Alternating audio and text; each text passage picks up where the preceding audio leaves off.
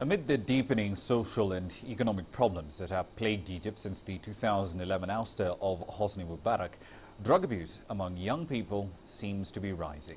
The head of an organization in the country which tackles drug addiction says many young Egyptians are now taking to drugs in order to cope with the current state of hopelessness.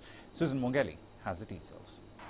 Egypt's economic and social problems have hit the Nile Delta town of Fakus hard, and some are turning to drugs in order to cope. A drug user from the town, who only agreed to be filmed if his identity was concealed, said the drugs were a way out from the hopelessness that many people feel in Egypt today. Amar Othman, the director of the National Fund for Drug Control and Addiction Treatment, says there'd been a dramatic rise in drug use since the uprising that toppled President Hosni Mubarak 2 years ago. The political turmoil and security vacuum that followed the uprising has contributed to this rise, with the center seeing around 40,000 patients in the last year compared to a previous yearly average of 12 to 13,000. Of course, the issue of a security vacuum greatly impacts the drug problem. It's true that the General Directorate for Drug Control is making a huge effort.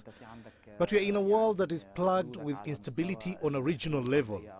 We have a lot of disturbance at our eastern and western borders, which directly affects the process of the drug trade. 30% of the drug addicts are said to be addicted to a prescription painkiller, which is easily available and affordable. People smoke marijuana or hashish, but are they happy? No, of course not.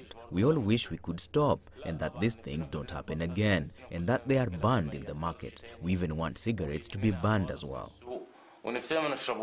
The Egyptian government has announced a new initiative to coordinate efforts to combat addiction among several government agencies, including a telephone hotline for addicts and a boost in rehabilitation programs. Susan Mwongeli, CCTV.